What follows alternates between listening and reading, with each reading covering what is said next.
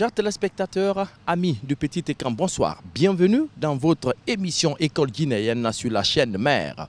Aujourd'hui, l'équipe de l'émission École guinéenne est à Tamakene, plus précisément à l'Institut supérieur des mines et zoologie de Boké, pour porter ses coups de projecteur sur les acquis et perspectives de cette grande institution d'enseignement supérieur.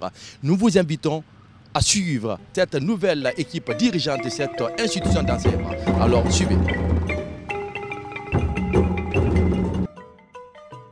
L'Institut a pour vocation d'assurer la formation et le perfectionnement des techniciens supérieurs, des ingénieurs et des docteurs dans le domaine des sciences géologiques, minières et ce, en fonction des besoins déterminés par le plan de développement économique et social du pays. Il doit aider au développement et à la promotion de la recherche dans le domaine des mines et de la géologie, à la vulgarisation des résultats de la recherche et à l'acquisition des nouvelles technologies de l'information et de la communication.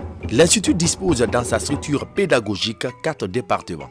Le département des services miniers, le département des services géologiques, le département des traitements et métallurgie, le département d'environnement et de sécurité industrielle. Nous avons les travaux pratiques sur le terrain. Les travaux pratiques sont très importants pour matérialiser les connaissances théoriques à la pratique. Nous sommes en train de mesurer les différentes altitudes, les différences altitudes entre des points avec la méthode du nivellement géométrique, dans le but d'obtenir le plan topographique. Je vais donner la parole aux étudiants, ils vont expliquer l'objectif et le processus du travail.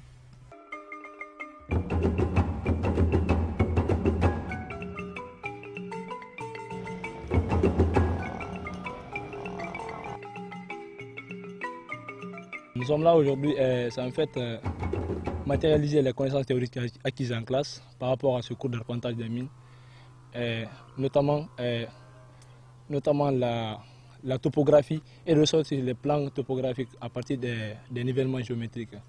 Sur ce, maintenant, le but de cette sortie maintenant est de faire quoi?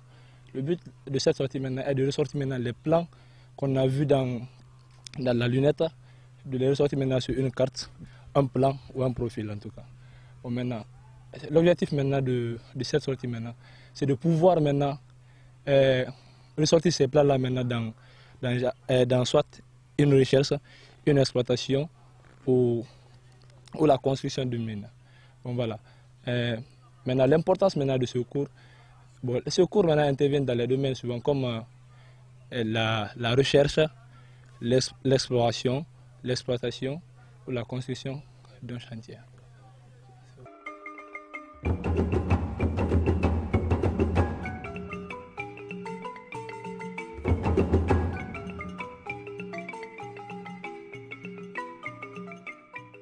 Notre objectif sur le terrain est de lier les connaissances théoriques acquises en classe à la pratique ce matin. Donc, l'instrument utilisé pour la mise en œuvre ou la mise en pratique de la connaissance requise en classe et celle du terrain est d'essayer de mettre en place ici, ou bien de relever ici les différentes altitudes des différents points géodésiques dans le but de représenter un plan, une carte topographique sur le terrain. Donc du point de vue importance, un ingénieur ne peut pas travailler dans une mine sans l'utilisation du nivellement ou bien du théodolite, car c'est important pour un ingénieur, surtout dans la phase de recherche, également dans la construction et aussi dans l'exploration, dans l'exploitation.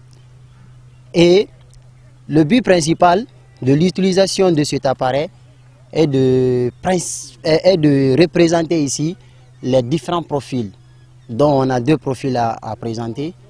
Premièrement, nous avons le profil horizontal, qu'on appelle ici profil longitudinal, et le profil en travers. C'est cet appareil que vous voyez devant vous ici, c'est l'appareil qu'on appelle ici le nivellement. Cet appareil, le niveau.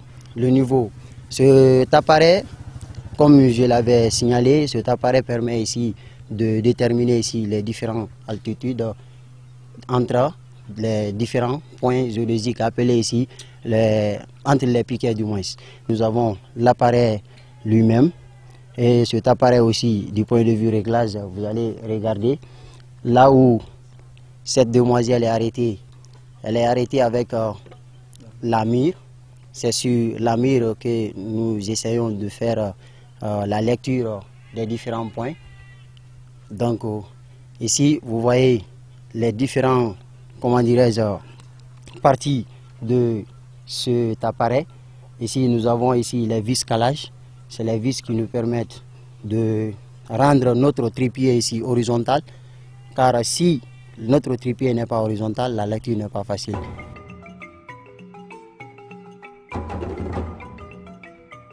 Au-delà des objectifs fondamentaux de formation académique, les nouvelles autorités de l'Institut des mines et géologie de Boké ont établi des partenariats nationaux et internationaux. C'est dans le cadre du renforcement des capacités des étudiants d'une part, et d'autre part, faciliter la mobilité des enseignants pour améliorer davantage leurs connaissances scientifiques et techniques. Au nom de ces partenaires, on peut citer l'Université d'Albi, France, les universités canadiennes, australiennes, russes et maghrébines.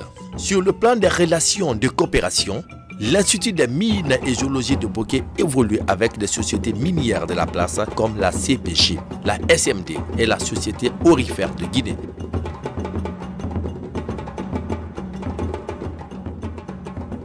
Notre école, installée à Albi en France, l'école des mines, membre de l'Institut Mines Télécom, souhaite développer des relations internationales fortes et nous avons établi depuis peu une stratégie particulière avec le continent africain qui représente beaucoup de potentiel à de notre point de vue. L'accord que l'on vient de signer avec l'Institut supérieur des mines et de la géologie de Boké est important pour nous parce qu'il est basé sur des relations que nous avons établies avec son directeur général quand il était en France. On a eu l'occasion de travailler avec lui et on est persuadé que cette relation de confiance qu'on a établie et d'amitié également va être très favorable à ce que cet accord porte ses fruits dans le futur. Et nous avons déjà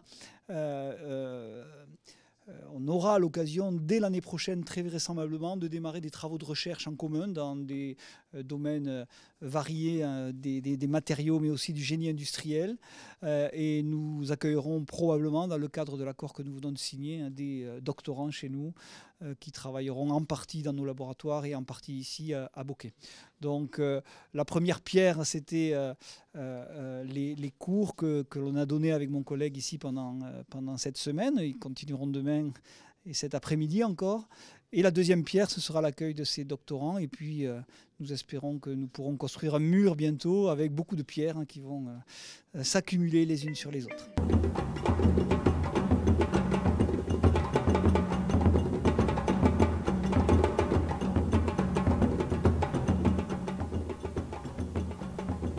Le gouvernement, en rapport avec ses partenaires au développement, dont la Banque mondiale, a décidé, n'est-ce pas, de faire de l'Institut supérieur des mines et géologie de Boké un centre d'excellence à vocation minière et sous-régionale.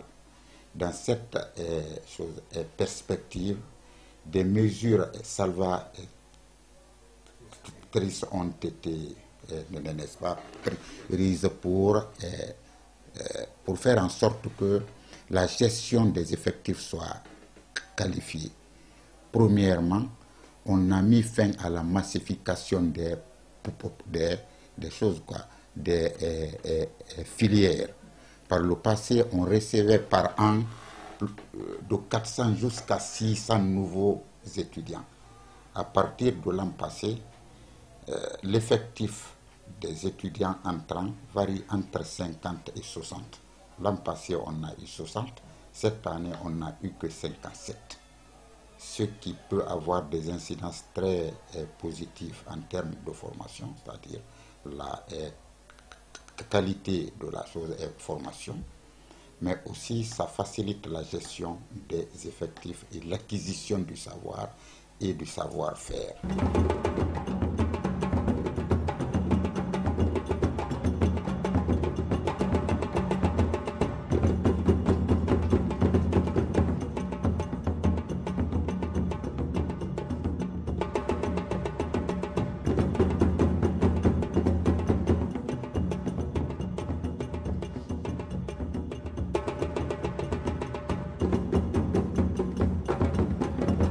Je peux affirmer aujourd'hui qu'en matière de santé et sécurité, nous avons eu la formation de base. Et moi, en tant qu'ingénieur géologue, je peux dire que je peux même être, bon, comment je peux dire ça? Oui, qu'une fois dans les entreprises minières, je suis capable de reconnaître les risques, d'évaluer les risques, pourquoi même de diminuer, puis c'est tout. Je viens de suivre une formation en santé et sécurité au travail qui va pouvoir me permettre de réduire les risques dans les entreprises. Cette formation a été une formation vitale pour nous parce que ça permet la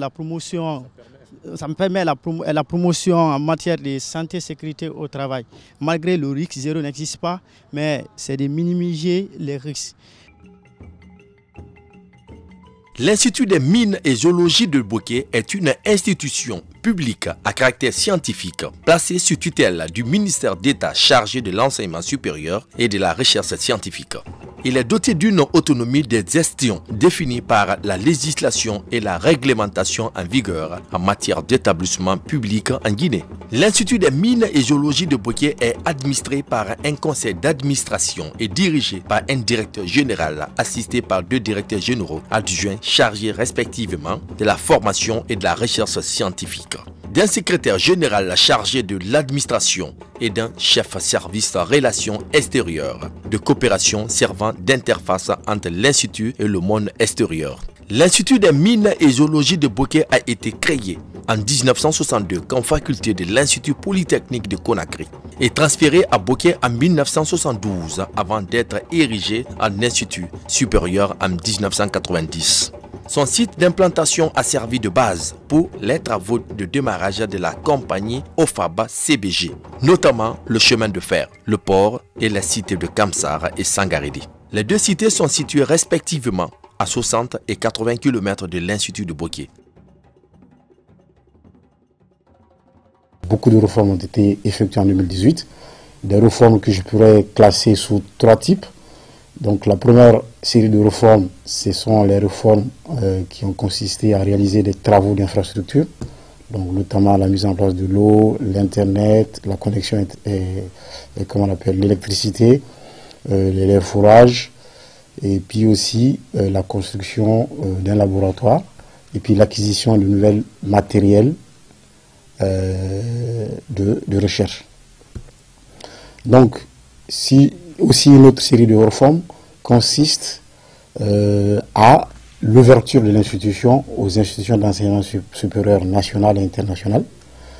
Également aussi des réformes allant dans l'amélioration de la qualité de l'enseignement et de la recherche. Mais aussi des réformes allant dans l'amélioration de la qualité de la gouvernance dans notre institution. Donc je vous ai déjà parlé un petit peu des réformes au niveau des infrastructures.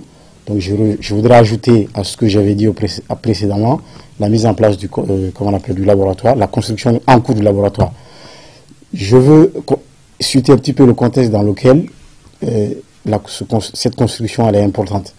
Il y a beaucoup de réformes qui ont été engagées dans le domaine minier en Guinée par le professeur Alpha Condé, il faut le reconnaître, depuis son arrivée au pouvoir.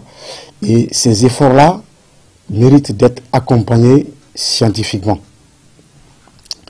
Donc pour une meilleure planification et gestion durable de l'activité minière en Guinée, il faudrait des activités de recherche, par exemple pour effectuer des productions scientifiques de qualité, afin d'orienter les pouvoirs publics sur les enjeux liés à l'exploitation minière en Guinée. La recherche également va essayer de permettre de régler ou alors de traiter certaines problématiques liées à l'utilisation, à l'exploitation minière en Guinée.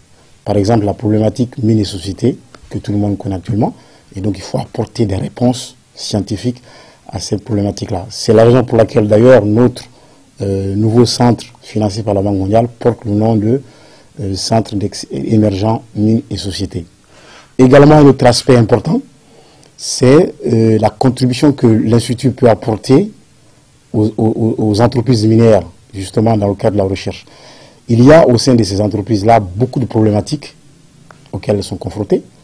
Et donc, l'Institut a intégré dans ces thématiques de recherche, ces différentes problématiques, afin de pouvoir apporter des réponses par la recherche à ces différentes problématiques-là.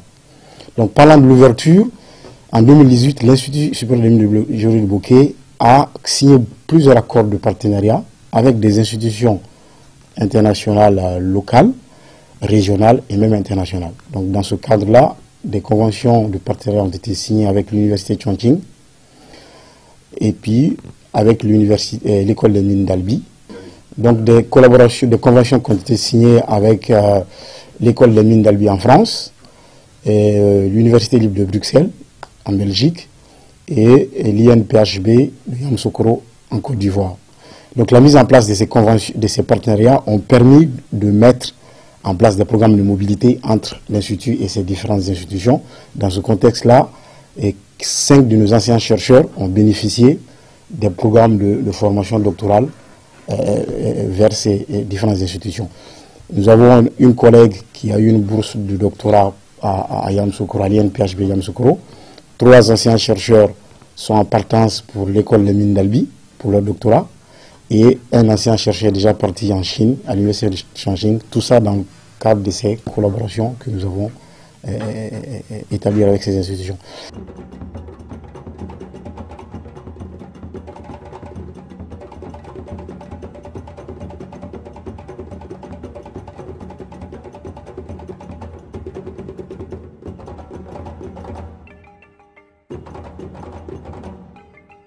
Les programmes que nous avons sont dispensés de 3 façons. Nous avons l'enseignement par des cours, par les conférences, c'est-à-dire les cours magistraux. C'est la méthodologie d'enseignement pratique pour donner un peu les notions théoriques de base de notre spécialité aux étudiants. Deuxièmement, pour renforcer cette théorie, nous faisons des travaux dirigés. Les travaux dirigés, ce sont des projets, ce sont des devoirs qui sont accompagnés par les enseignants, par des questions-réponses avec les enseignants et c'est-à-dire la formation des étudiants sur les méthodologies dans l'exercice de ces devoirs pratiques. Troisièmement, on fait les travaux pratiques. Vous avez eu la chance de visiter des laboratoires. Notre institution a mis un accent sur la pratique des cours enseignés. Et ces théories-là renforcent leurs connaissances. Ça leur permet de mettre en pratique les connaissances théoriques et techniques de base obtenues par les cours magistraux en pratique sur le terrain. Donc ça augmente leur capacité d'action dans la professionnalisation. Comme innovation, notre groupe, c'est-à-dire la direction actuelle, a essayé de faire un offensif sur la professionnalisation des enseignements. Donc pour professionnaliser les enseignements, la première politique c'est de faire des coopérations interuniversitaires, premièrement, avec les institutions nationales, c'est-à-dire les autres universités qui ont la même vocation que nous, publiques et privées, élaborer des coopérations pour faciliter les missions d'enseignement dans les domaines où le personnel n'est pas au complet à l'Institut. Deuxièmement, on fait recours aux entreprises. Ces entreprises ont des cadres qui sont, avec la durée de la pratique dans les entreprises, ils ont la capacité de donner un peu de professionnalisme dans l'apprentissage. Dans le cadre de l'amélioration des conditions de vie des étudiants dans le campus universitaire, les autorités administratives de l'Institut des mines et géologie de Bokeh ne ménagent aucun effort Aujourd'hui, l'établissement dispose de 2 forages dotés de 5 cuves d'eau de 300 litres chacune, des bureaux climatisés et toilettes rénovées, une connexion internet à haut débit, des panneaux solaires pour l'éclairage public, une bibliothèque, une infirmerie. Actuellement, des efforts sont consentis sur la construction d'un laboratoire de recherche à l'Institut des mines et de géologie de Boké. Vu l'avantage des géomines de la Guinée et ses ressources aussi, j'ai sollicité de choisir la Guinée, précisément Boké. La formation est très bonne. Et encore, après les études, nous sommes accompagnés par des stages vraiment qui nous poussent à venir ici étudier. J'invite tous mes amis, tous mes parents de la Côte d'Ivoire qui veulent vraiment venir étudier géomine. Je les invite beaucoup à choisir la Guinée car l'école de géomine, c'est une école meilleure. Être enseignant-chercheur au sein des institutions supérieures de l'enseignement nécessite obligatoirement une formation des formateurs. Donc pour ce faire, il faut d'abord commencer par la formation de master.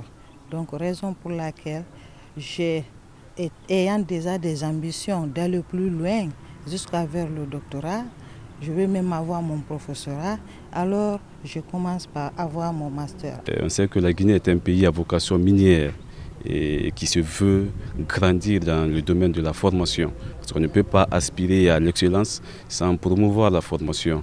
Et c'est pourquoi d'ailleurs je félicite cette nouvelle direction qui, d'arrache-pied, travaille pour la formation. Le service des études avancées était un service qui existait à l'Institut bel et bien, mais la dynamique actuelle est liée à l'actuelle administration qui a mis beaucoup d'efforts dans l'ouverture de la formation. Et là, le programme a été révisé et adopté à un standard vraiment international. Et on a recruté 38 pour ce départ, et essentiellement des formateurs de l'Institut. Et il est intitulé Master en géologie et exploitation minière en abrégé MAGEM. Nous avons plein d'équipements. Donc vous avez vu la tamiseuse vibrante. Vous avez vu comment on a fait fonctionner, n'est-ce pas, cette tamiseuse en utilisant les échantillons pour la détermination, n'est-ce pas, de la granulométrie, bien sûr, quand il s'agit des sols grainus. C'est-à-dire, je veux parler des sols dont la granulométrie elle est égale ou supérieure à 20 micromètres. Okay? Voilà, vous avez aussi la machine pour la compression, la machine de hook, n'est-ce pas, qui permet de faire la compression, n'est-ce pas, et connaître les différentes limites de résistance, n'est-ce pas, des roches. Depuis l'arrivée de cette nouvelle équipe de l'Institut supérieur des mines et géologie de Boké, il y a une grande ouverture au sein de notre institution. Parce qu'avant, on n'avait pas de contact à l'extérieur. Et c'est avec l'arrivée de monsieur le directeur, à travers ses relations, à travers ses contacts au niveau national et international, il a pu vraiment ouvrir les portes pour notre institution. Dans ce cas, on a eu beaucoup de conventions à l'étranger, telles que l'université d'Albi, avec lesquelles on a signé une convention de coopération. Il y a eu même des professeurs qui sont venus intervenir dans le cadre du master. Il y a eu la convention entre l'Institut supérieur des mines et géologie de Boké et l'Université libre de Bruxelles. Donc, dans le même ordre d'idée aussi, il y a eu la coopération avec l'Université Félix Houphouët-Boigny de Côte d'Ivoire. Donc au niveau national, l'Institut était fermé toujours comme je le dis. Il y a eu de contacts encore avec les sociétés minières avec lesquelles nous devons travailler. Il y a le partenariat très fort. Parce que quand vous entendez la formation d'un ingénieur de mine ou un ingénieur géologue, c'est avec les sociétés minières qui utilisent le produit que nous formons. S'il n'y a pas cette collaboration, cette coopération, la formation n'a pas de sens.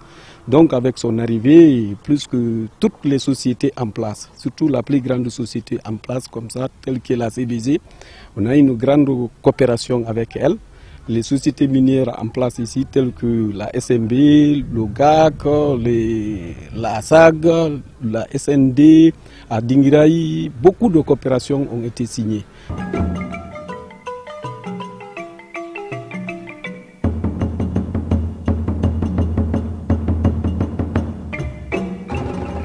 Vous avez suivi avec intérêt cette émission. Plusieurs partenariats ont été signés avec ce dynamique directeur général de l'Institut Jomune de Bokeh. Alors tout le plaisir a été pour moi de vous servir dans cette émission. Merci, à la prochaine.